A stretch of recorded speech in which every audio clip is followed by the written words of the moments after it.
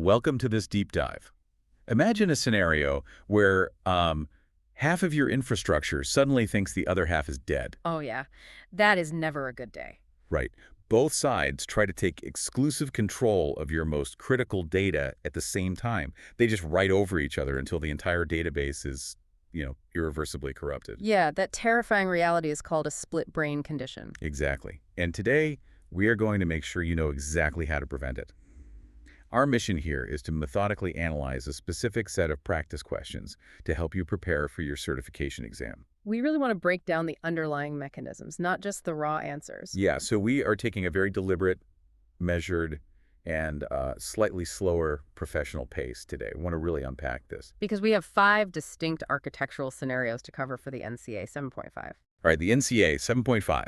Let's get straight into the compute layer. Question 1. An administrator notices degraded application performance and checks the analysis dashboard. The virtual machines show consistently high processor wait times. What does this performance indicator usually suggest about the host environment? The correct answer is D. Consistently high processor wait time indicates that the virtual machines are ready to execute but must wait for physical CPU resources. Okay, but wait, so... Well, this usually occurs when the host has excessive CPU contention, right? Or just too many virtual CPUs assigned across its workloads.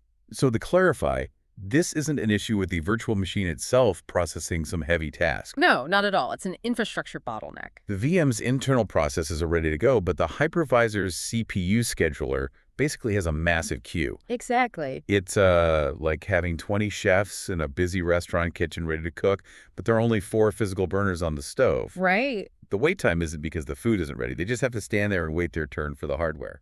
Yeah, and that bottleneck happens because we over-provision virtual CPUs expecting that, not every VM will peak at the exact same millisecond. But when they do, processor wait times spike. Oh. Okay, so if the compute layer is bottlenecked, we definitely don't want our storage architecture creating, unnecessary overhead. Right. Which brings us to long-term storage efficiency. Question 2.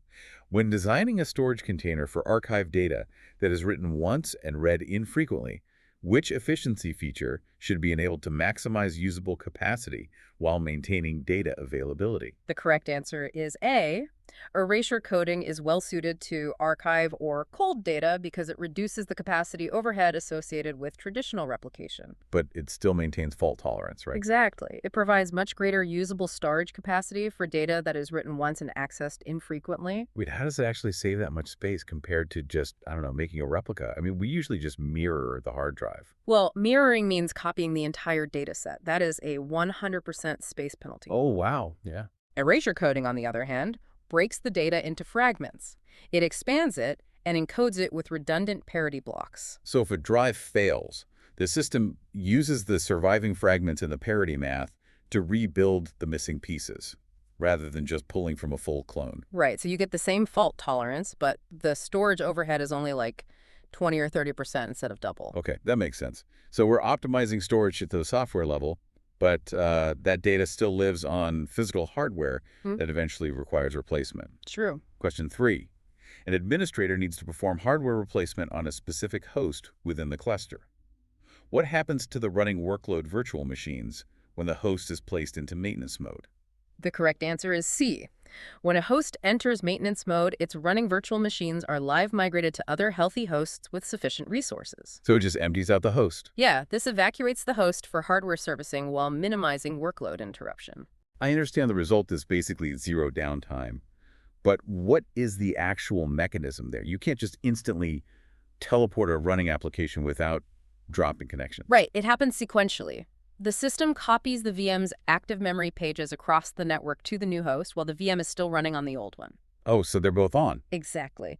Once that baseline memory is transferred, it rapidly copies over the tiny remaining changed pages, pauses the original VM for just a fraction of a second, and resumes it on the new host. And the network connections don't even have time to drop. That is incredible.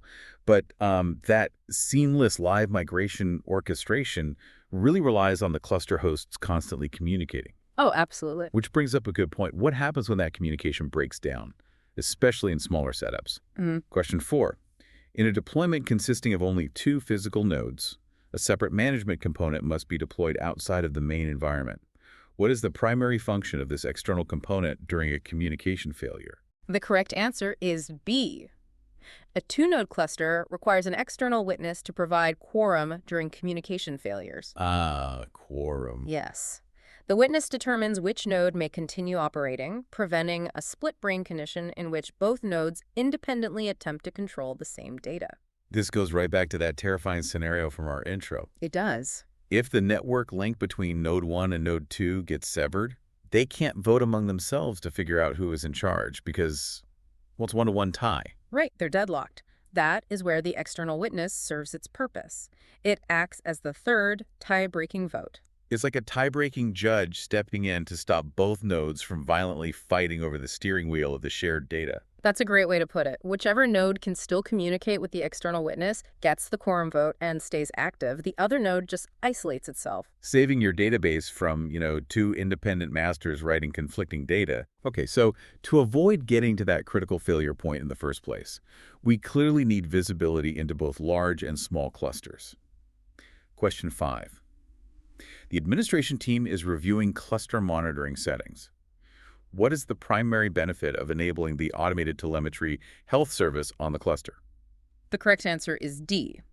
The automated telemetry health service sends relevant cluster health and diagnostic information to vendor support. So they see the issues first. Yeah, this enables proactive monitoring, predictive issue detection, and much faster troubleshooting before potential problems significantly affect the environment. It's essentially shifting from reactive firefighting to predictive maintenance. Exactly. By analyzing patterns across thousands of deployments, the system looks for these microanomalies that a human administrator would never catch until a component actually fails. Well, we've methodically covered 5 vital concepts for your preparation today.